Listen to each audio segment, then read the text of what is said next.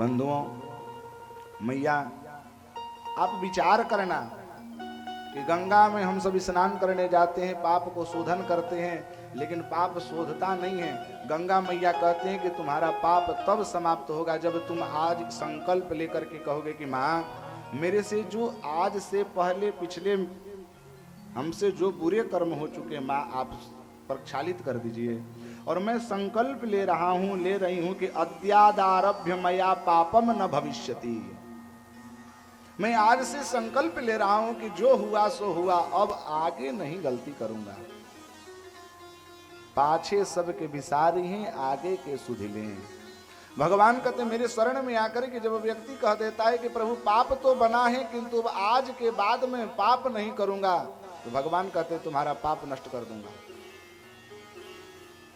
गोस्वामी तुलसीदास जी कहते हैं कि रामचरितमानस का जो व्यक्ति एक बार श्रवण कर ले 9 दिन बैठ करके, ये 9 दिन का कोर्स है। डॉक्टर के पास जाते हैं हम लोग दवा लेने के लिए, डॉक्टर देता है 2 दिन 4 दिन 5 दिन 1 महीने तक की दवा देता है, इस टाइम में लेना है, और परहेज बताता है। मैया शरीर में दर्द हो, शरीर में पेट दर्द कर रहा हो, घुटना दर्द कर रहे हो, हार्ट अटैक की बीमारी हो, डायबिटीज हो, आँख खराब हो, कान खराब हो, नाक खराब हो, उसकी दवा तो डॉक्टर दे करके शरीर को ठीक कर देता है। लेकिन क्या शरीर बिगड़े तो शरीर को सुधारने के लिए हमारे यहाँ बड़े बड़े सुंदर डॉक्टर, सुंदर वैद्य पड़े हुए हैं, लेकिन क्या मन जो बिगड़ा हुआ है उसके लिए कोई डॉक्टर है क्या? बोले कि कोई व्यक्ति जाकर के डॉक्टर के पास कहे, डॉक्टर साहब देखिए ना थोड़ा तबीयत खराब चल रहा है, तो क्या हुआ है जी? पता नहीं, मैं दूसरे को देखता हूं तो मेरा हृदय जलने लगता है, ईर्ष्या हो जाती है। अब बताइए कि ईर्ष्या के लिए डॉक्टर कौन सी दवा देगा कि ईर्ष्या समाप्त हो गई? मुझे बहुत बड़ा क्रोध आ जाता है, पता नहीं क्यों किसी को देखता हूं तो क्रोध आ जाता है, गाली खूब देता हूं। बताइए क्रोध को समाप्त करने वाली कोई दवा बनी है जी कि खा लेंगे क्रोध ठीक हो जाएगा? नींद की दवा दे देगा भले ही जबरदस्ती सोने के लिए। तन बिगड़ जाएगा तो तन को संवारने के लिए डॉक्टर के पास बहुत सी औषधियां हैं, किंतु मन बिगड़ जाए तो डॉक्टर भी हाथ खड़ा कर देता है कि प्रभु मेरे पास उसकी औषधि नहीं है। तो मन को सुधारने के लिए क्या है? बोले कि राम कथा है। और राम कथा एक ऐसी औषधि है जिस औषधि का व्यक्ति 9 दिन तक सेवन कर ले दत्त चित्त हो करके, तो उसका बिगड़ा हुआ मन सुधर जाएगा। बोलिए रामचंद्र भगवान की जय। एक और बात, जब हम डॉक्टर के पास जाते हैं तो डॉक्टर दवा देता है, और दवा के साथ साथ बाबूजी एक परहेज भी बतलाता है।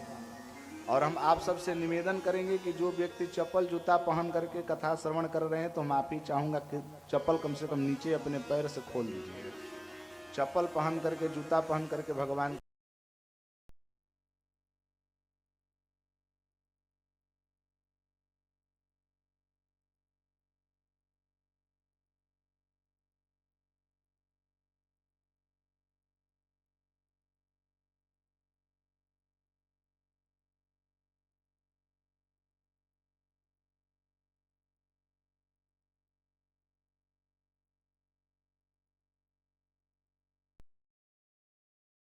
धुलाई करनी है। कैसी आपने दवा दी, इतने पैसा लग गया, मेरा सर्दी जुकाम ठीक नहीं हुआ। डॉक्टर ने कहा दवा समय से खाए थे? बोले हाँ समय से तो खाया था। बोले कि ऐसा हो नहीं सकता, दवा में तो कोई मिस्टेक नहीं है, दवा तो मैंने सही दिया था, फिर ठीक क्यों नहीं हुआ? बोले कि रोज सुबह सुबह दही खा लेता था।